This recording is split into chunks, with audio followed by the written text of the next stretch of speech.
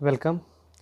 तो हम लोग इस वीडियो में देखेंगे क्लास 12 का मॉडल सेट जो जैक बोर्ड के द्वारा रिलीज़ किया गया है, उसका कुछ क्वेश्चन बाकी था, उस क्वेश्चन को हम लोग डील करेंगे। ठीक है, तो ये है हम लोग का सब्जेक्ट जो है पॉलिटिकल साइंस है।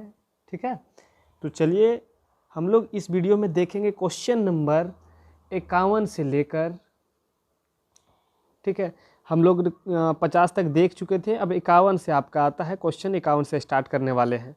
ठीक है, तो चलिए हम लोग वीडियो स्टार्ट करते हैं। इससे पहले अगर आप हमारे चैनल पे न्यू हैं तो चैनल को सब्सक्राइब कर लीजिए और बेल आइकन को दबा लीजिए। ठीक है, और अगर आपको वीडियो अच्छा लगेगा तो वीडियो लाइक करके ही जाइएगा। चलिए हम लोग स्टार्ट करते हैं। क्वेश्चन है कि सोवियत प्रणाली क्या थी। ठीक है, सोवियत प्रणाली क्या थी, ये क्वेश्चन है आपका, क्वेश्चन नंबर 51। तो देखिए हमने आंसर जो लिखा है कि सोवियत प्रणाली क्या थी।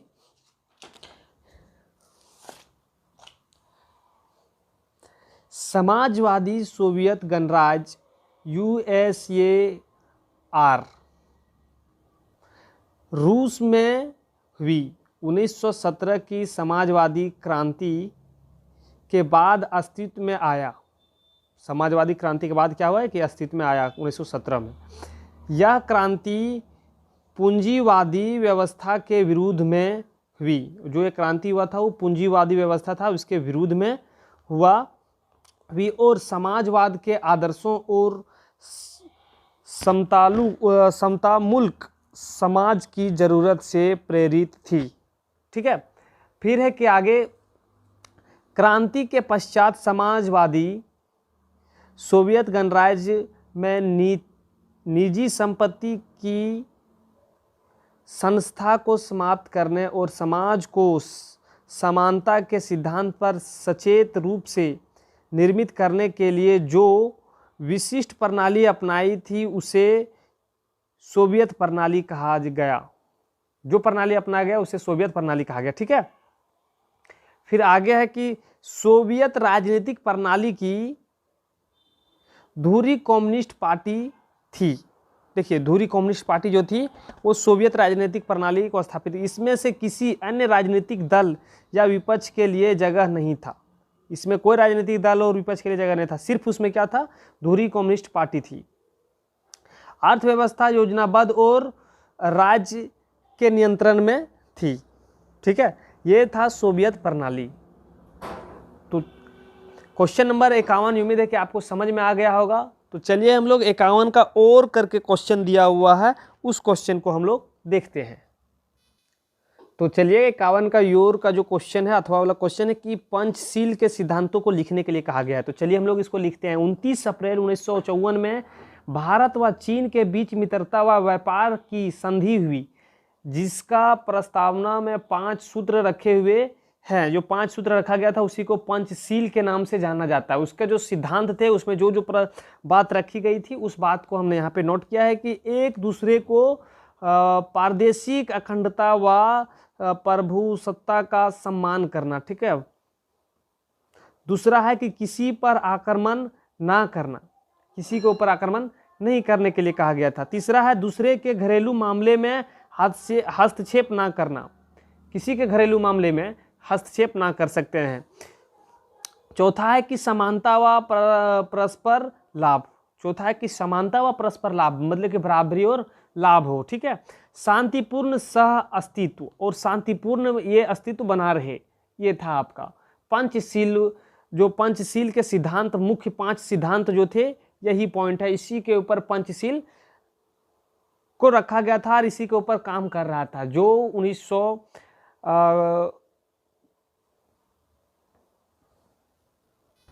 देश आज़ादी के बाद ये बना हुआ था। ठीक है, 1954 में बना हुआ था और ये आज़ादी के बाद इस पेपर के ऊपर साइन करने के बाद भी एक बार उसने लड़ाई किया और बार बार से इसे मतलब की कहानी चीन के साथ होता आ रहा। फिलहाल अभी भी वही कहानी है कि चीन के और भारत के बीच में तनावपूर्ण लगा हुआ है। क्वेश्चन नंबर 52 है कि 52 में हम लोग देखते हैं कि 52 है कि पाकिस्तान की राजनीति में सेना की भूमिका का वर्णन करें। मतलब जो पाकिस्तान का राजनीति है, मानिए कि सेना ही चलाती है, उसकी भूमिका का वर्णन करने के लिए कहा जा रहा है। तो चलिए हम लोग देखते हैं कि पाकिस्तान की राजनीति का सबसे महत्वपूर्ण पक्ष है सेना द्वारा वहाँ की राजनीति पर मजबूत पकड़। पाकिस्तान की राजनीति पर सेना का मजबूत पकड़ है। 1947 में अस्तित्व में आने के बाद पाकिस्तान पर अधिकांश समय तक सैन्य तानाशाहों का शासन रहा है। जब पाकिस्तान अलग हुआ उसके बाद पाकिस्तान के ऊपर सैन्य तानाशाहों का ही दबदबा बना हुआ है। सेना की नीतियों से विभिन्न शासन संचालक की नागरिक सरकारों की कोशिशों को सेना तख्तापलट के द्वारा नाकाम किया जा रहा है। मतलब कि जैसे में ये बात है कि हमारे कुछ अलग नीति है, हमारी पार्टी की कुछ अलग नीति है, तो क्या होता है कि अगर सेना को पसंद नहीं है तो सेना तख्ता पलट कर देते अगर आप सत्ता में हैं तो। फिर है कि यहाँ पे निकट अतीत में, जो अभी हाल फिलहाल की कहानी बता रहा है आपको, कि निकट अतीत में वर्ष 1999 में जनरल परवेज मुशर्रफ ने नवाज शरीफ की चुनी हुई सरकार सैन्य तख्ता पलट द्वारा समाप्त कर दिया। जो तख्ता पलट किया गया था जो 1999 में जनरल परवेज मुशर्रफ ने नवाज शरीफ की पार्टी की जो सत्ता में बैठा हुआ था लोग, ठीक है। फिर आगे है कि विदेशी संबंधों और विशेष रूप से भारत के साथ संबंधों के निर्धारण में सैन्य सबसे महत्वपूर्ण कारक है। मतलब यह है कि सब आपको भी पता होगा कि पाकिस्तान के सेना जो है वो अच्छे सेना के रूप में नहीं गिना जाता है, वो घुसखोर लतखोर सेना के रूप में माना जाता है। हमारे देश के रूप में देखा जाता है कि हमारे देश वाले उनके ऊपर हमेशा हावी रहे हैं। सेना की राजनीति में दखल अंदाजी के कारण पाकिस्तान में लोकतंत्र को बहुत हानि उठानी पड़ी है। जिस तरह से सेना को राजनीतिक में दखल अंदाजी कर रहा है उससे बहुत सारे लोग जो मतलब कि वहाँ के लोकतंत्र है उनको बहुत हानि उठाना पड़ा है, ठीक है। तो उम्मीद है कि क्वेश्चन नंबर 52 आपको समझ में आ गया होगा। तो चलिए 52 का एक और है कि इसमें और करके जो क्वेश्चन अथवा करके क्वेश्चन है उसको भी हम लोग कवर करते हैं। चलिए क्वेश्चन 52 कि विविधता में एकता से आप क्या समझते हैं, क्वेश्चन ये है मेरा, ठीक है। तो चलिए हम लोग इसका लिखे हुए हैं कुछ अंश, उस अंश को हम लोग पढ़ते हैं कि विविधता में एकता का आशय यह है कि किसी राज्य में विभिन्न संप्रदाय सांस्कृतिक वाले लोग के बीच राष्ट्रीय एकता और अखंडता के संबंध में सौहार्दपूर्ण संबंध स्थापित होता है। सभी संप्रदायों के पर्व त्योहारों में लोगों के बीच अद्भुत एकता पाई जाती है, ठीक है। राष्ट्रीय एकीकरण के मार्ग में सबसे बड़ी बाधा सांप्रदायिकता अर्थात धार्मिक कट्टरता और द्वेष की भावना होती है। समझिए सबसे पहले यह है कि किसी राष्ट्र के एकीकरण में जो यहाँ पे एकता को भंग करने वाला कारक माना जाए तो वह है सांप्रदायिकत्व या फिर आप कह सकते हैं धार्मिक कट्टरता, कि ये धर्म ये है, ये धर्म ऐसे है, ये धर्म ऐसे, ये दो धर्म के लोग ही संप्रदाय ये राष्ट्रीय एकीकरण को भंग करता है। विविधता में एकता के मार्ग में यही सबसे बड़ी बाधा है। इसी कारण भारत में विविधता में एकता में सांप्रदायिकवाद सदैव खतरा बना रहा है। इसीलिए भारत में विविधता में एकता जो है उसमें से सांप्रदायिकवाद जो है, जो मतलब कि धर्म के लोग हैं, धर्म के ठेकेदार हैं, धर्म के गुरु लोग हैं, वो इसमें काम किया है, उसको वो भंग करने का खतरा बना रहता है कि वो भंग कर सकता है। भारतीय संविधान द्वारा अल्पसंख्यकों को धार्मिक स्वतंत्रता का मूल्य अधिकार अनुच्छेद, जो मूल्य अधिकार उसको मिला है अनुच्छेद 25 से 28 और शिक्षा तथा संस्कृति का अधिकार अनुच्छेद 29 और 30 में दिया गया है। जो अल्पसंख्यक है यहाँ पे भारत में उनको जो दिया गया है कि धार्मिक का स्वतंत्रता की, आप कोई भी धर्म को मान सकते हैं, अपने धर्म को अच्छे तरह से चला सकते हैं, वो अनुच्छेद 25 से 28 में दिया गया है। जबकि शिक्षा का अधिकार जो है अनुच्छेद 29 और 30 में दिया गया है, ठीक है। तो ये था विविधता में एकता। ये उम्मीद है कि आपको समझ में आ गया होगा। तो चलिए 52 के बाद हम लोग क्वेश्चन नंबर 53 की ओर अग्रसर होते हैं। तो क्वेश्चन नंबर 53 कि विलय पत्र किसे कहते हैं। क्वेश्चन 53 है आपका, विलय पत्र किसे कहते हैं। तो देखिए, दो या दो से अधिक संस्था का एक हो जाना विलय कहलाता है। संस्था विलय के लिए पत्र तैयार करना या किया जाता है उसे विलय पत्र कहते हैं। ठीक है, यहाँ तक समझ में आ गया।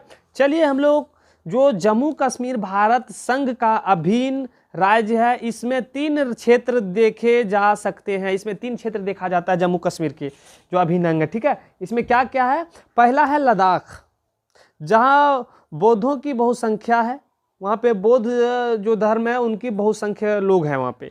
जम्मू जहाँ हिंदू की बहुसंख्या है, तथा घाटी जिसे या कश्मीर जहाँ मुसलमानों की बहुसंख्या है। यह एक रियासत थी जहाँ हिंदू राजाओं का शासन था, लेकिन 26 अक्टूबर 1947 को राजा हरि सिंह ने विलय पत्र पर हस्ताक्षर करके इसे भारत में मिला दिया। पाकिस्तान इस विलय को अवैध मानता है। तो देखिए विलय पत्र आपको समझ में आ गया होगा कि 2 जो है वहाँ के जो राजा थे वो भारत के साथ करार किए, जो पत्र पे साइन किया उसी को विलय पत्र कहते हैं। ठीक है, तो उम्मीद है कि 53 नंबर क्वेश्चन आपको समझ में आ गया होगा। तो चलिए 53 अगर आपको समझ में आ गया है तो इसी का 53 का और करके क्वेश्चन है, उस क्वेश्चन को हम लोग हल करते हैं। तो 53 नंबर क्वेश्चन का और जो है क्वेश्चन आतंकवाद के विरुद्ध अमेरिका के विश्वव्यापी युद्ध का वर्णन करने के लिए कहा जा रहा है। तो इस युद्ध मतलब कि आपको वर्णन करना है। तो चलिए हम लोग कुछ बात जो विश्व स्तर पर लड़ा गया है, अमेरिका जो लड़े हैं युद्ध, उसको हम लोग बात में लाते हैं, लिखते हैं। आतंकवाद के विरुद्ध अमेरिका ने अनेक विश्वव्यापी युद्ध लड़े हैं। जो पहला है खाड़ी युद्ध, दूसरा है अफगानिस्तान में तालिबान के शासन का अंत, और तीसरा है इराक पर आक्रमण, और चौथा है नाटा के सैनिकों बलों का उपयोग। ये सब जो युद्ध है ये सब किया गया है। इसमें से हम लोग एक युद्ध के बारे में चर्चा करेंगे, वर्णन करेंगे, जो पहला है खाड़ी युद्ध। खाड़ी युद्ध 2 अगस्त 1990 को इराक की सेना ने कुवैत पर कब्जा जमा लिया। ठीक है, क्या हुआ था कि 2 अगस्त 1990 को इराक की सेना ने कुवैत पर कब्जा जमा लिया। उसने यह शिकायत की कि जो जब मतलब कि संयुक्त राष्ट्र संघ में बात पहुंचा तो उसने शिकायत ये किया कि कुवैत ने अपने ऋणों का भुगतान नहीं किया तथा मनमाने ढंग से अपने तेल की कीमत बढ़ा दिया। ये इराक ने लाके कहाँ पे संयुक्त राष्ट्र संघ में बात उठाई। यह मामला सुरक्षा परिषद में आया तो इराक के इस कार्य की निंदा की गई, और जो ये जो परिषद में आया संयुक्त सुरक्षा परिषद में, तो इराक के कार्य की निंदा की गई है और एक प्रस्ताव पास किया गया, और उसमें उस प्रस्ताव पास किया गया कि 15 जनवरी 1991 तक इराक कुवैत का मुक्त नहीं किया तो उसके ऊपर बल प्रयोग किया जा सकता है। और ये कहा गया कि अगर आप इराक 15 जनवरी 1991 तक अगर कुवैत को आप नहीं छोड़ते हैं तो क्या होगा कि आपके ऊपर बल प्रयोग किया जा सकता है। लेकिन इस फैसला का इराक, आपको नहीं दिख रहा, माफ कीजिएगा, एक बार आप देख लीजिए। ठीक है, हम यहां से बात कर रहे हैं। लेकिन इस फैसला का ईरान ने आदर नहीं किया, इराक ने आदर नहीं किया और 30 देशों की सेना ने, जब आदर नहीं किया गया तो क्या हुआ कि जो सुरक्षा परिषद के पास सभी देश के जो सेना थे वो 30 देश के सेना ने अमेरिका के नेतृत्व में, अमेरिका नेतृत्व कर रहे थे, नेतृत्व में आक्रमण करके 27 फरवरी 1991 को कुवैत को मुक्त करा दिया। तो ये आतंकवाद के विरुद्ध अमेरिका जो युद्ध लड़ा था, ये उसका कुछ अंश आप लोगों के बीच में हमने रखा। उम्मीद है कि आपको समझ में आ गया होगा। तो चलिए क्वेश्चन नंबर 54 हम लोग देखते हैं। क्वेश्चन 54 है कि 1974 के बिहार आंदोलन का वर्णन कीजिए। तो 1974 में जयप्रकाश नारायण ने संपूर्ण क्रांति का आह्वान किया। उन्होंने कांग्रेस की सरकार को भ्रष्ट कहा तथा उन्हें हटाने का आंदोलन चलाया। ये हुआ था कि 1974 में जो मतलब कि आंदोलन हुआ था बिहार में, वो स्टूडेंट के थ्रू शुरू किया गया था। उसमें से जयप्रकाश नारायण को बुलाया गया और ये अब इस प्रकार का मुद्दा हो गया था कि ये अच्छे लेवल का बात बन गया था, पूरे देश के लिए ये आंदोलन बन चुका था। और उसने एक नारा दिया कि कांग्रेस को हटाने का नारा दिया और भ्रष्ट कहा। इस नाते गुजरात में नव निर्माण समिति गठन की गया, जिसके नेताओं ने बलपूर्वक विधायकों को त्यागपत्र लेकर वहां की कांग्रेस सरकार को अपशब्द अपदस्थ करा दिया गया। मतलब कि ये हुआ था कि वहाँ पे एक सबसे पहले नवनिर्मित समिति गठित किया गया और उस गठन के माध्यम से वहाँ के नेता को जबरन त्याग पत्र लेकर वहाँ के जो सरकार, कांग्रेस सरकार थी, उसको हटा दिया गया, उसको अपदस्थ कर दिया गया। फिर यही प्रयोग बिहार में किया गया। वहाँ जो अब्दुल गफूर की सरकार थी, बिहार में जो अब्दुल गफूर की सरकार थी, इसलिए यह समस्या ने सांप्रदायिक मोड़ ले लिया। और जो मतलब कि वहाँ पे सांप्रदायिक हो गया यहाँ पे, क्योंकि वहाँ पे देखा गया कि अब्दुल गफूर जो मुसलमान थे, उनके वो वहाँ के मुख्यमंत्री थे, तो ये एक संप्रदाय बात बन गया। हिंदू मुस्लिम की कहानी वहाँ पे करके बिगाड़ दी और उनकी सरकार गिरा दी। इसीलिए जून 1975 में आपातकाल की घोषणा की गई और जून 1975 में आपातकाल लगा दिया गया और बिहार आंदोलन स्वतः ठप हो गया। ठीक है, ये था आपका क्वेश्चन नंबर 54। तो उम्मीद है कि आपको ये समझ में आ ही गया होगा। तो चलिए क्वेश्चन नंबर हम लोग 54 का और देखते हैं।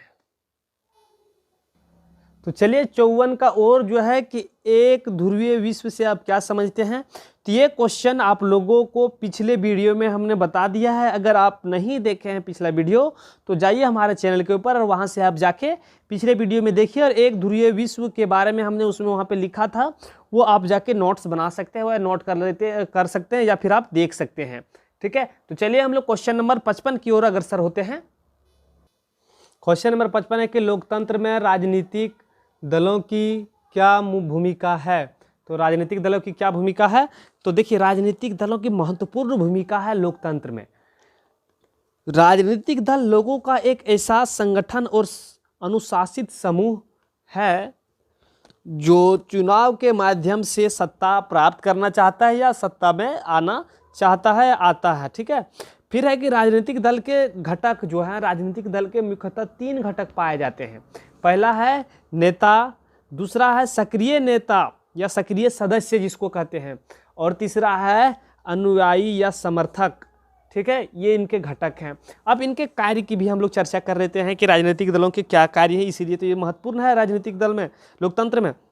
तो राजनीतिक दल के मुख्यतः बहुत सारे मतलब कि प्रमुख कार्य जो है यहाँ पे, वो देखिए यहाँ पे चुनाव लड़ना पहला कार्य है, वो चुनाव लड़ता है। दूसरा है सरकारी नीति को दिशा निर्देश, कानून निर्माण, सरकारी नीति को दिशा निर्देश देना, निर्देश दिया जाता है। जो सरकारी नीति है उसको लोगों के बीच में ले जाता है, फॉलो करवाता है। तीसरा है कानून बनाना, जी कानून बनाना। तीसरा क्या है आपका, कानून बनाना, वो कानून बना भी सकते हैं। और चौथा पॉइंट है सरकार का संचालन तथा नीतियों एवं कार्यक्रमों का संचालन। और सरकार का जो नीति है, जब सत्ता में बैठ गए सरकार, तो जो उनकी नीति है और फिर जो कार्यक्रम है उनको लोगों तक पहुंचाना, लोगों को बताना और उसको सही रूप से चलाना। और पांचवा पॉइंट है जो सरकार, जो पार्टी सत्ता में है, ठीक है, जो पार्टी सत्ता बेदखल है, जो सत्ता में नहीं है, उनका सरकार की आलोचना करना काम होता है। ठीक है, तो ये था क्वेश्चन नंबर 55। तो चलिए 55 आपने देखा। अब हम लोग क्वेश्चन नंबर 55 का और करके क्वेश्चन दिया हुआ है, उस क्वेश्चन को भी हम लोग देख लेते हैं। क्वेश्चन नंबर ये 55 का और करके जो क्वेश्चन है उसका है। ठीक है, तो चलिए इसको हम लोग देखते हैं कि पीवी पर्स से आप क्या समझते हैं। तो पीवी पर्स क्या है कि जब भारत आज़ाद हुआ तो उस समय लगभग 565 राजवाड़े या देसी रियासत थी जिसमें भारत आज़ाद हुआ जब, ठीक है। तो उस समय क्या था कि 565 राजा रड़वाड़े थे, तो रज रड़वाड़े जो थे और देसी रियासत।